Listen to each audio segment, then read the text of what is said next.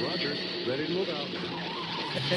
Hey, and welcome to iHeart Intellectual Radio, Black Conservative Podcast. I am your host, Alan J. Campbell, aka The Dark Knight, here in the city of Gotham. All right, you all. I got two things I'm gonna get into to really start this thing off. The first I want to get into is what I always talk about concerning today's world, today's society, and the fact that a lot of people that are actually sleepwalking through life for what I consider for various reasons. Various reasons. I say various reasons. Either you're sleepwalking through life because you want to, because you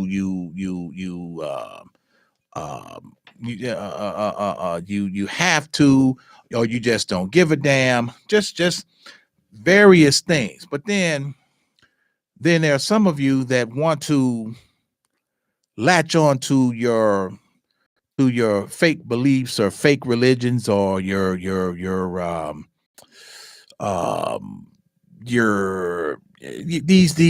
whatever you want to call them. That's that and sometimes it's kind of hard to find the words to describe some of these things. And when we get to talking about these various things, or I talked about these various things, we have to start taking some form of accountability. And that's one of my topics tonight, about accountability. And this is, and it's very, very important. So when I say that we tend to sleepwalk through life, yes, we do. Some of us tend to do that because we want to grab onto certain fallacies as if those are going to be our gateways into the other world, the afterlife, the bridging of whatever mind altering gaps that you've been listening to other people say, or whatever the case may be. But at the end of the day, it all boils down to accountability. Now, I over just this past week, I had an opportunity to visit with my children out of state. And you all have heard me numerous times talk about my children, praise my children, and what have you. And I do that because I have that right. I do that because I'm very, very proud of them. I am very that's the right word, very proud of them. And I say that because because watching them grow, watching them develop, watching them function, air quote, as my daughters would put it, in today's society. Okay. Now, and I say that because there are some people, and some of you know who you are, that that are not functioning in society the way you're supposed to. Because remember, now we live in there are two realms. There is the physical, and then there's the spiritual. Okay. But here's the thing. We have to understand both of them in order to understand our inroads as we go through life. We have to understand that. Okay. And referencing that to this past week, I was watching, was observing my son, my oldest son, handle some business, and watching him, as I call it, watching him do his thing. And I say that because I say that with great admiration, because there are two reasons. Because the first reason is because it's in him. It's within his DNA, which comes from me. And watching him do this, and watching him tackle this, handle this task, and tackle this situation. But also with, like I say, within the DNA, but at the same time, he understood the realm, meaning society or the reality that he was in and how he has to operate and function dealing with a certain type of people. Now, just a sidebar. There's some of us, or some, let me rephrase that. There are some of you. I'm not part of that. Some of us. Something I'm not, and I'll explain that later. But there are some of you who are wandering through life aimlessly or latching on to these um, false religions, false beliefs, these charlatans that are supposedly preaching the ways of life and this, that, and the other, or others are out here handing out magazines or leaflets, or they're or just on a random street corner, just babbling. Okay. And see, there's the part to where we have to be mindful. We have to guard our minds on certain material that is being told to us.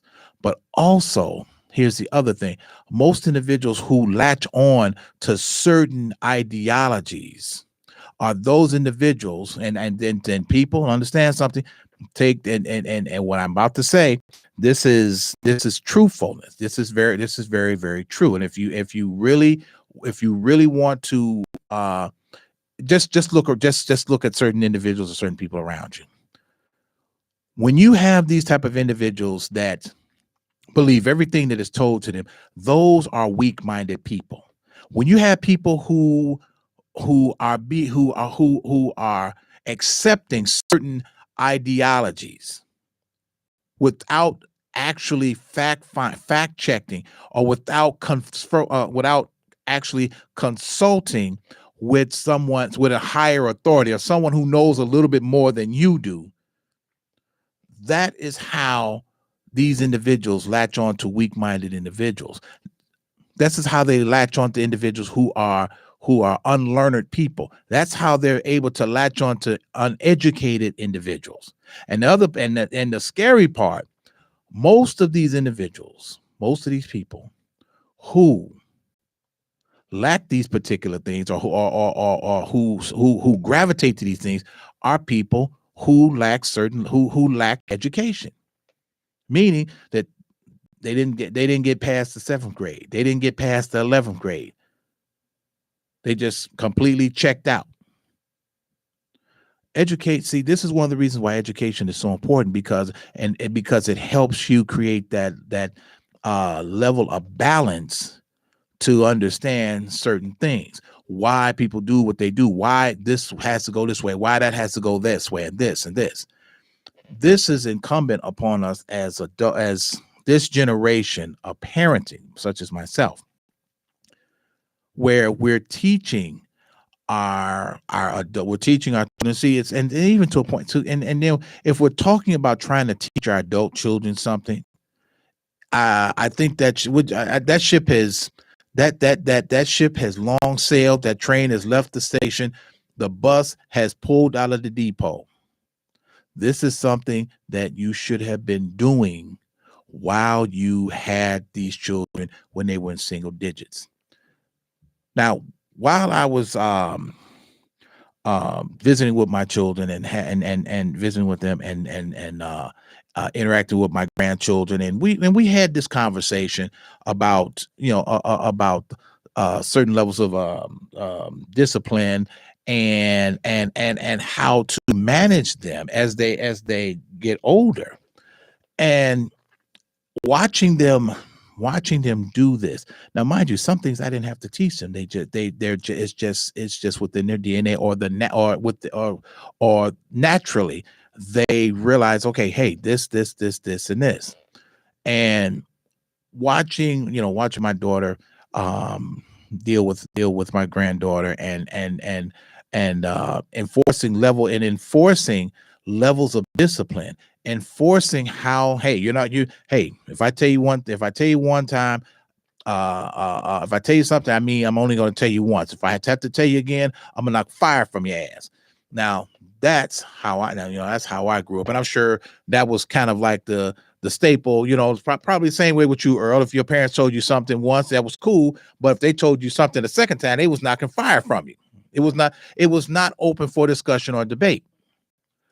So we're at an age now to where I see more and more parents actually become lackadaisy, becoming more of their friend to their children than a parent, or they have completely lost control of their home or homes. And see, here's the other thing too. Here's the other thing. And when you lose control, this is the primary reason why there has to be a balance in the home. There has to be a balance. A balance. I will never for the life of me. Here's the thing. I'm gonna make a point, and then it's only my opinion. Like I said, this is the beauty part of the show, because everything is an opinion. You don't have to agree with it. You don't even have to like it. It's just my opinion. Okay. But when as you go through life, and as we all do, we'll go through life where whether we're with someone or whether you're with someone, you're married or you're dating, and then at some point the relationship ends. Okay, that's cool, everything of that nature. But I'm gonna tell you, and it's my opinion. I'm gonna tell you, I don't plan ever.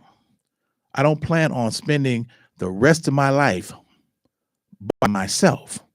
There will be someone at my side to help create a level of balance. A level of balance. Even God said it's not good for man to be alone. And see, when you lack balance, and that is the topic of this first half of the show, balance. Every single thing on this planet has an opposite. Everything. Black or white, up or down, left or right, good or bad, or good and evil. Everything has a balance. Why? There's what the term for those, and this might hurt some of you. So there is what is called an equilibrium, to where things are level. And I'm going to go in deeper, because here's the thing: you cannot be in a position where everything is constantly good, always good. You know why? Because you will begin to become unappreciative of that. On the flip side, here's the thing: there are some people. Let me do it this way. There's some people who are so used to having it good, they don't know what it is they don't know what it is to have something go wrong, or something to be bad, because when you have it good all the time, you feel entitled, you feel privileged, and so subsequently you start doing things that actually go against the grain. Now, on the other side of that, when it's all bad, when everything you just look bad, this it's just terrible. Well, if everything was always bad, you will never learn to appreciate anything good.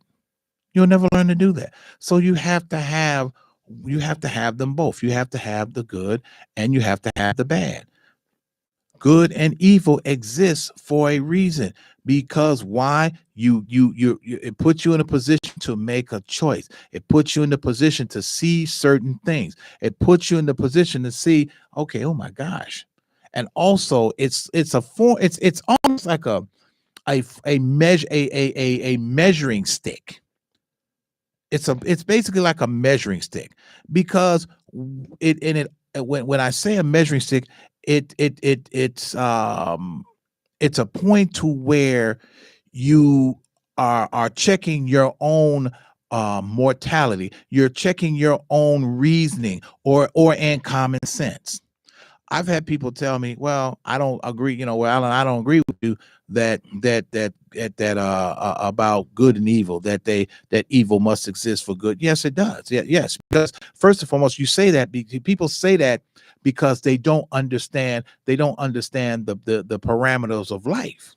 They don't understand. First of all, they don't understand the parameters of life, and second, they don't even understand themselves. We have to understand this. We have to understand this is what I'm saying. And I'm gonna throw Earl. I'm gonna throw this question at you, Earl. Do you think, Earl? Let me put it this way, Earl. We are. Do you believe that we are all capable? We're all capable of murder. Okay. Now, Earl says yes, and I'm gonna explain. And I'm gonna throw the caboose in there. Reason why, and some people say, "Oh no, that's not true. That's not true. We're not all capable of murder." Yes, we are. If you're put in the right position or the right situation, yes, you can. We have to understand that we're all capable of certain things, certain atrocities. We're all capable of it if we're put in a certain position. That is the part where the balance, where good and evil comes in, or where right and wrong plays a part, because the consciousness of us kicks in. Hey, this is, if I go out here and if I can stick a gun in this guy's face and take his money, that's doing a bad thing. The only thing that stops most of us from doing it, because the consciousness kicks in and say, "Oh, I shouldn't be doing this," or "This person may have a gun and shoot my ass." See, you just don't take. I'll give you a good example. Just this past Sunday, there was a stabbing on the red line at the Clybourne station on the red line. 6 people were stabbed. 6, count them, 6 people. But as the story began to unfold, it was out of the 6, 4 of the individuals were the perpetrators. So it boiled down to 5 of these individuals tried to rob another guy. The guy pulled out a knife and stabbed 5 of the 6 perpetrators. So that right there, does that not answer your question that we're all capable of certain things? We can't. We can't continue. We can't go through life acting like this. They're acting like that. This is a perfect. We already know it's not a perfect society, but we can't go through life trying to walk this fine line when it's virtually impossible. Virtually impossible. First and foremost, you have to start looking at the reality of things. Looking at the reality. Let's look at the reality of when we're raising our children, and our children have not developed the way we thought. Well, we have to ask this question: was it something we did, or was it something that we didn't do? Was it something because that we did not heed the warnings of other people and saying, "Hey, you need to get your house in order, or you need to do this. Hey, this is what's going on. Hey, pay attention." Hey, stop drinking and pay attention to your kids. Stop chasing after this broad. Mind your kids. So stop chasing after this nigga. You need to get with your kids. Hey, another thing. Sometimes we use our jobs as gateways to where we fall short in handling our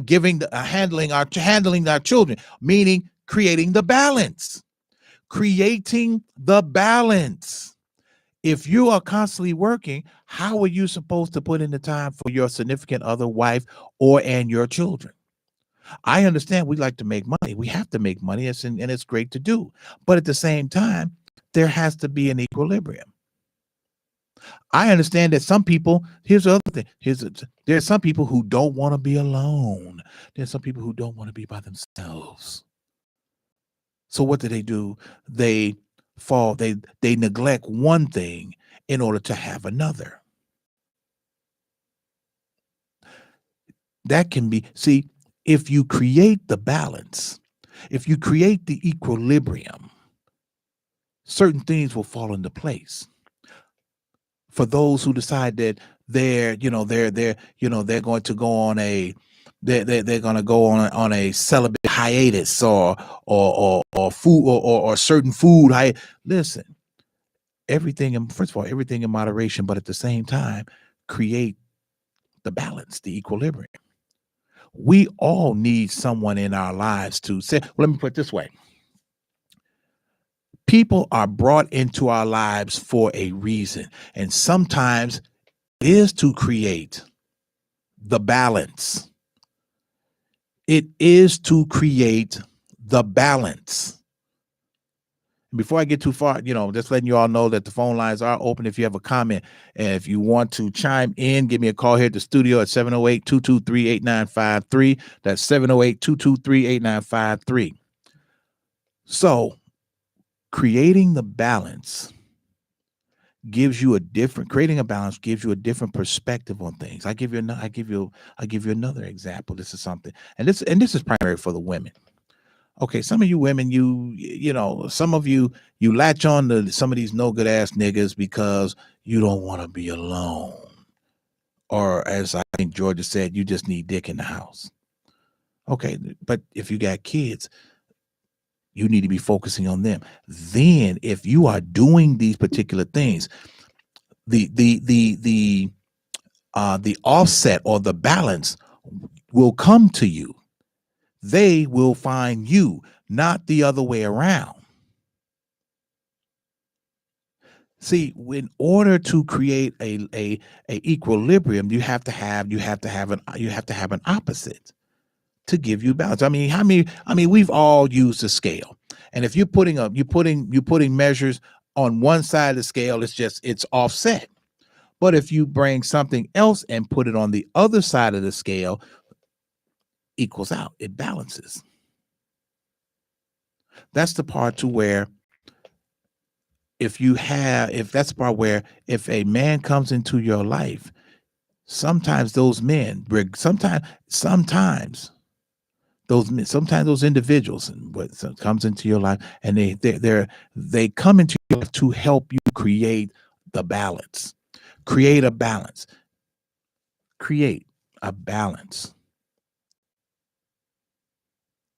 To sometimes also to not only create a balance, but to give you a break from the everyday Monday, from the everyday to from the mundane things, to create an outlet to where you can gather yourself and reboot.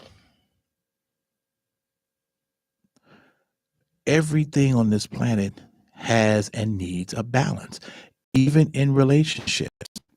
See, sometimes people get confused, or they get sidetracked, or they get brainwashed into certain things or certain ideologies on what they need.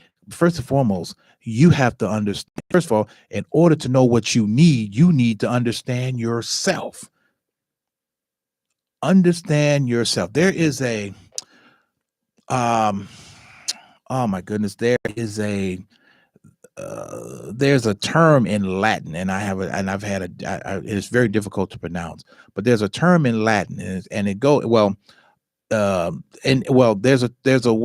term in Latin, but in translation it says, know thyself. In order for the balance to come to you, you have to know yourself. You have to understand who you are. You have to understand what it is that you want. You have to understand what it is in life that, first and foremost, what it is in life you should be doing. I had a revelation. I call it a revelation. And this was several years ago. And it gave me a moment to think about this. And sometimes we ask ourselves, sometimes people say, well, what's the meaning of life? Okay, first and foremost, that's not the question. That is not the question. Ask yourself, what is your purpose? Everybody's here for a reason and a purpose. And sometimes they're here to give a person a balance. Sometimes, I've had people ask me, Do you think I'm here to, or how to put, I was asked, were they here, were they put here to help me? And I had to think about that for a minute. And I had to think about it. I had to reflect on what it was that they actually, what it was, what what did they actually help me with? Now, it's a difference between between helping someone periodically to a person that's being here to help someone throughout their life because of circumstances, or because they just won't make the turn, or they're just not getting that inner office message on life, on how it actually works. So when it came to me, and I didn't have to ask anybody. It just came, it was given to me. I'll say it was given to me from from a higher power to say, okay, Alan, what is, why are you here? And I thought about that, and I had to reflect on everything, different position, different jobs, different positions that I've been in. And as I look at it, I've always been in a position, always been in a position of leadership or authority. I've always been in a position to help people. I've always been in a position to help people. I've always been in a position to educate a person or persons. I've always been in a position to teach, to guide. And I have to and then just the short version, I'm here to help people along, I'm here to help people along the way, or help as many people along. And taking taking taking a quote from my man Denzel Washington. And he said the greatest act of selfishness is helping someone. And he said it, and it's gratifying. And he's absolutely right, because I found myself doing that. Um I do things to help, not out of receiving something back, because it's going to come back, but to see that, to help give that person a push, to help balance them out. If whether it's a kind word, or helping them out of a situation, because they could be really having a very effed up day, handing somebody a bottle of water. And these are just various things that we have to focus on. We have to look at those people that are in our lives who help create the balance, and see the other part of this too. The other part of the balance is what comes out of our mouth. When there is a lot of negativity, a lot of doubt that flies out your mouth concerning yourself, how can whatever that's meant for you, or that person that is meant for you, how will they ever get through if you have built up a wall of negativity? And see, when you build up a wall of negativity, then you can't, what is for you can't get through. And that's only because, and see, make no mistake, and this is part of the spirit. This is the spiritual part. See, Lucifer, aka Satan, Beelzebub, and many other names. This he and this is this that's his game. That's his realm. That's his deal. And anytime that you are speaking certain things negative about yourself, he's adding another brick to your wall. So how is that anything that you are going to get and have going to get through? Oh, this person's always complaining about their about the pain. Let me put a brick there. They always complain about their finances. Let me put a brick there. They're complaining about this, about that. Let me put a couple of more bricks. You see how that, you see what you now Let me pause there.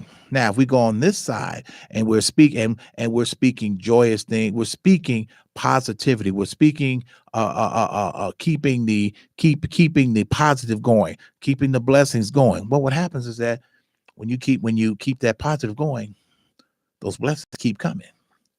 You see the difference between the two? There's the balance. Because if you're talking about this is what's going to happen. If you're talking about this is what's going to happen. There's the balance. To the point to where you want one to kind of outweigh the other to the point to where it continues to go up. See, the first thing that we have to do in creating a balance is understanding ourselves. Now, some of you people who are in your 40s and 50s and the future and even into your 60s, if you are trying to still discover yourself or trying to figure out your purpose, you might be that, school's out. Let me put it that way. School's out. That should have come to you a long time ago. School is out. Okay. You've been at and see, this goes back to the part where you've been at recess too long.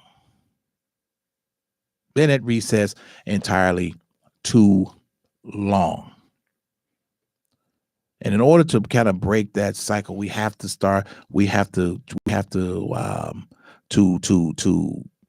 change our thought process and the way that we go after things, go for things.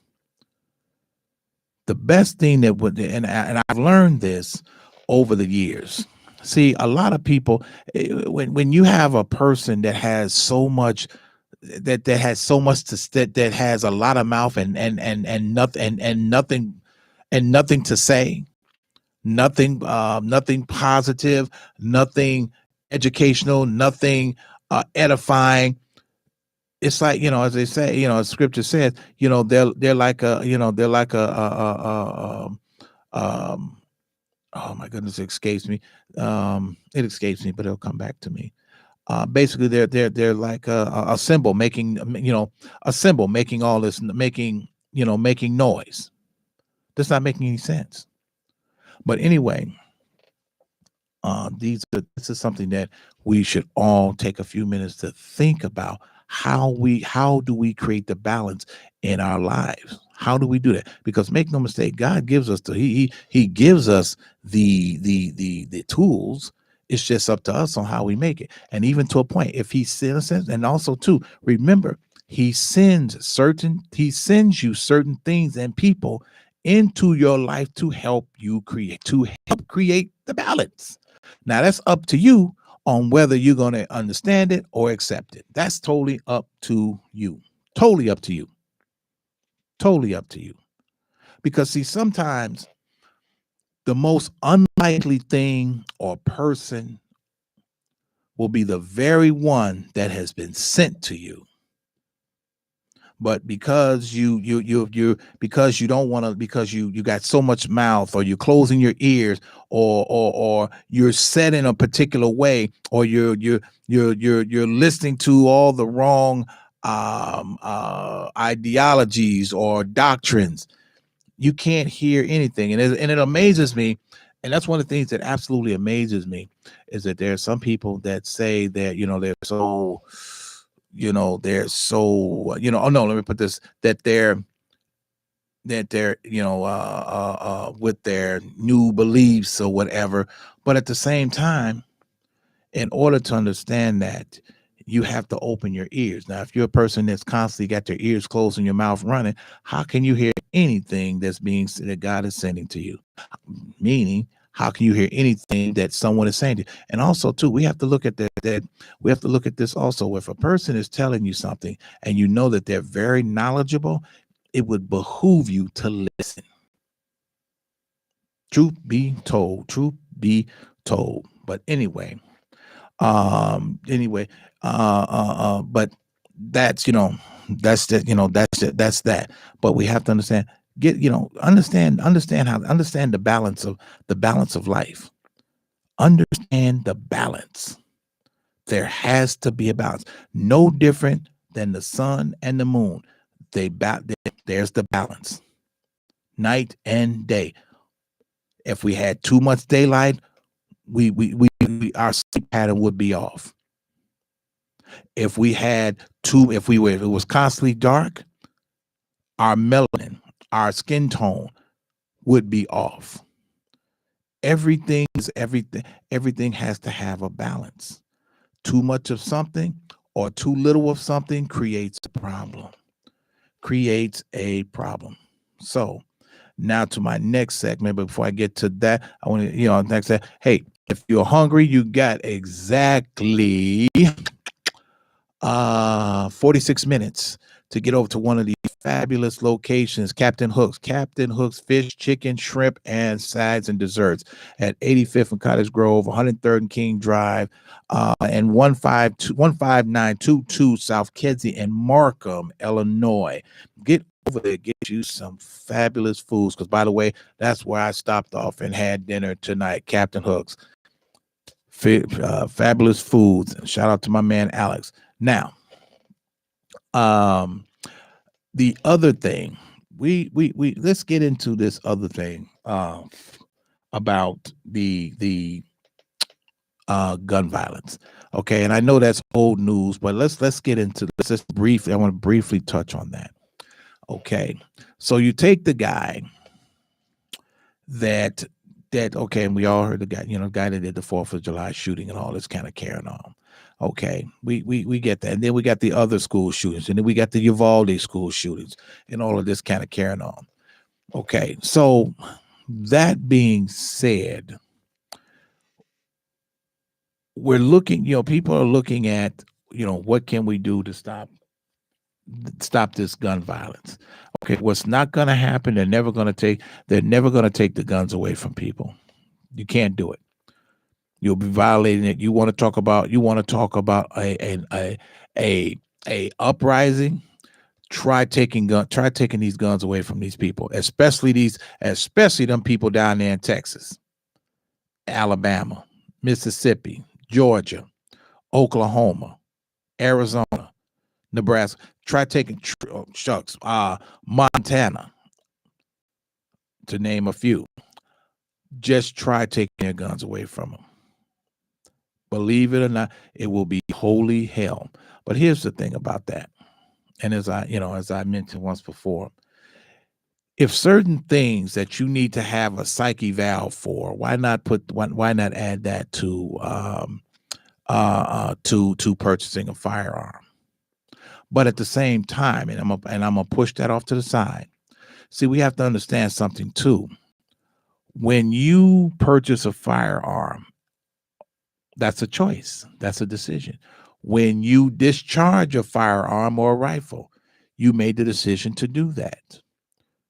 These individuals made this choice. Now, some people will say, "Oh my goodness, this guy, he killed us. He killed 2 classrooms full of children, and this guy shot up the shopping mall out here in Indiana, and the guy 4th of July shot and killed 10, 11 people over there." Okay, we got to understand something, people. All of these individuals bought these guns legally. That's first and foremost.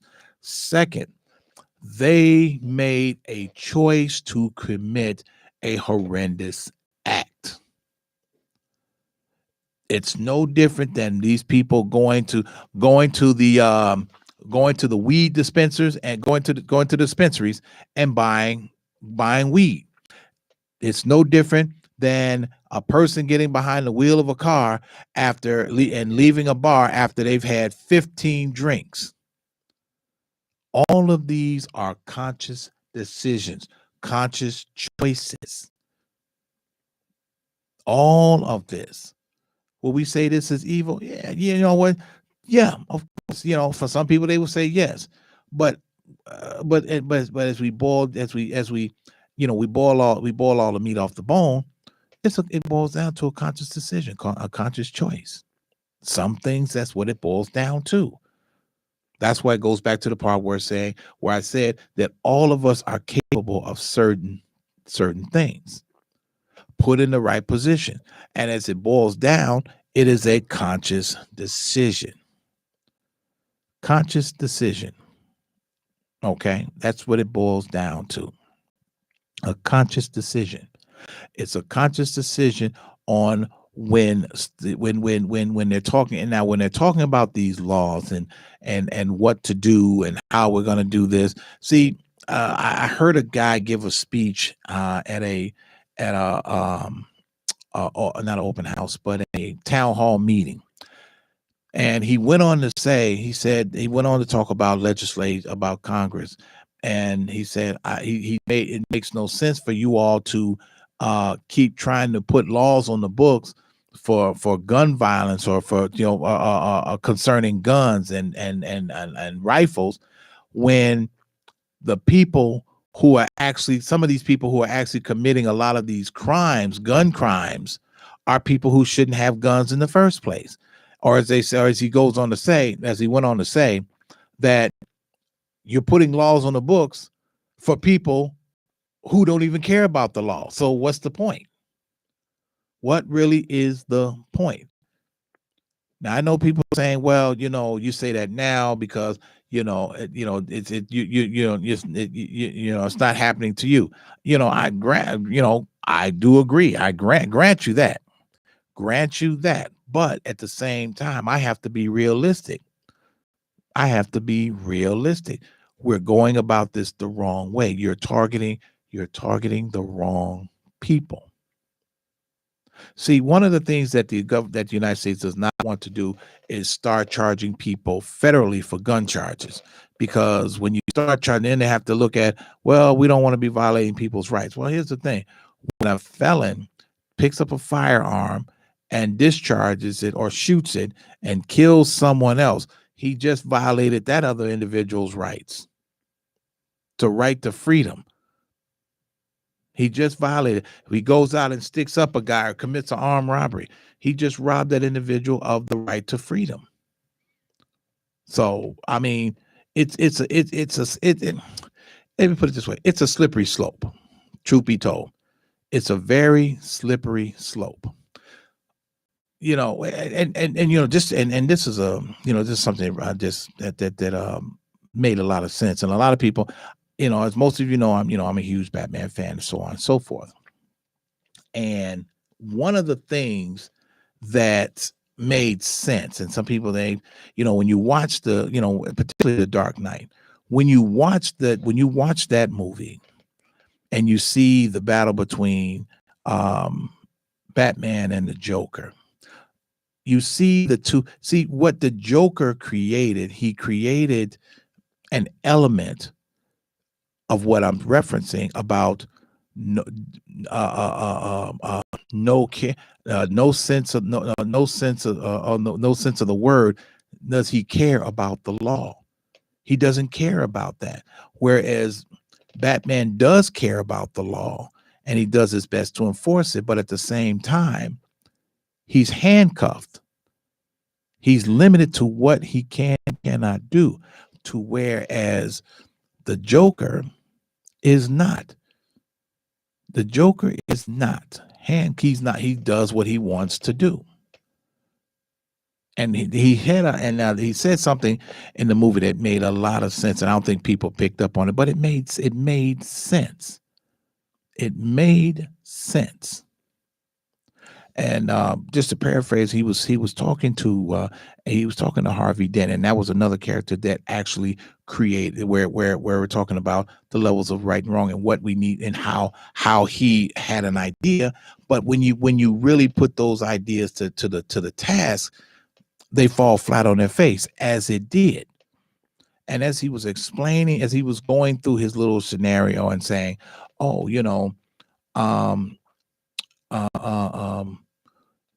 as he was talking to him, he stated that nobody gets upset when they hear that a gangbanger gets shot or a plane full of soldiers gets shot down." He said nobody gets upset, and he said, as he went on to say, he said nobody gets upset when things go according to plan. Go according to plan. Now, what he was referencing is that the nature of what they're doing is part of what is going to happen. You got gangbangers. Guess what? When they're gangbangers, they're subject to get shot. If you are a military or a soldier, if you are in a combat zone, these are things that are subject to happen.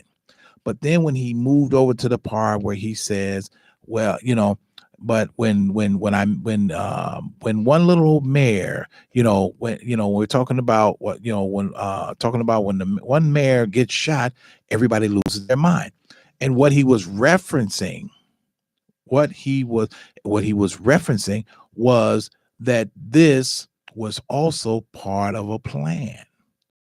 As crazy as it may sound, sometimes these things look, hey, this is part of it.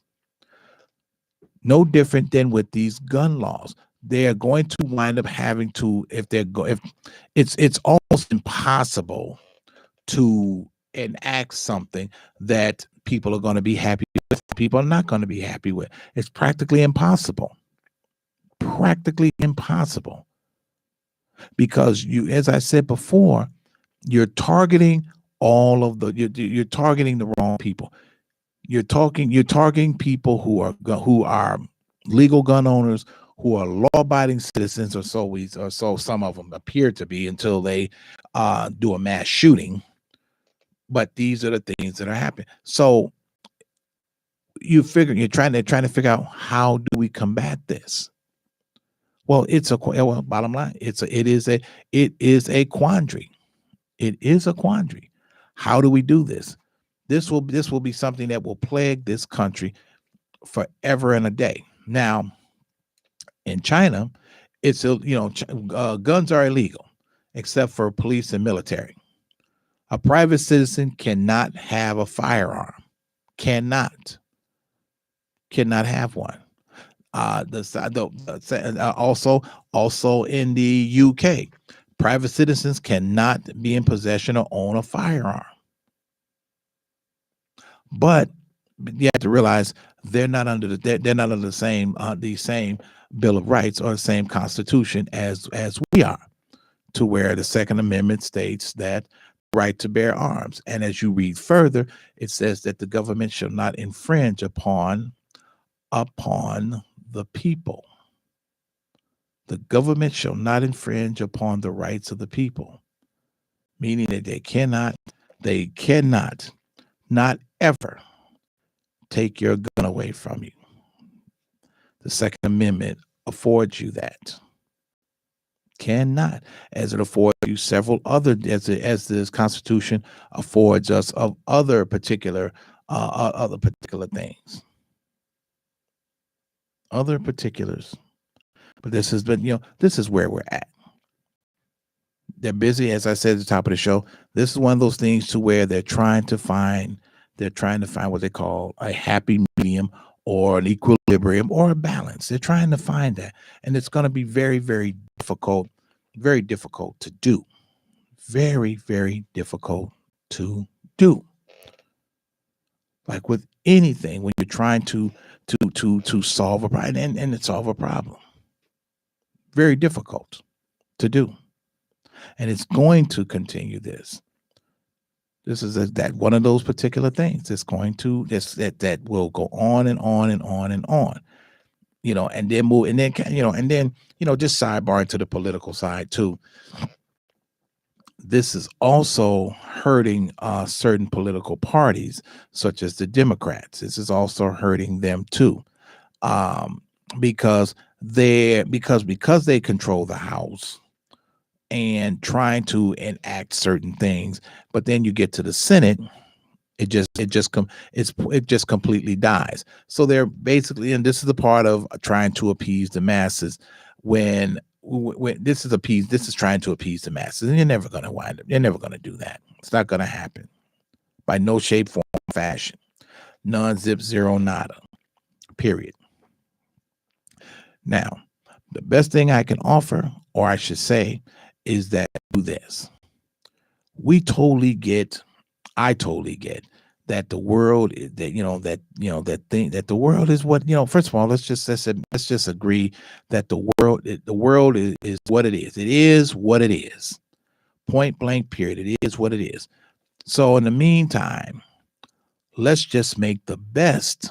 Let's just make the best of this thing. Or as they say, when you are when the world has you lemons, you make lemonade. That's what you do. You make the best. You make the best out of a bad thing. You live your life. You live your life. You live your life. You treat people how you want to be treated. You be good to people. You help them along the way. You create some form of balance for some people. Try to, enjoy this, enjoy life. Enjoy life. Don't be one of those individuals that's constantly thinking about all the bad in the world, all the despair and all of the gloom, all of that. Because personally, I don't have time for it. I truly, truly don't. Because right now, my goal, my thing is being grateful for the sunsets, but most important, be thankful for the sunrises. Be thankful for that.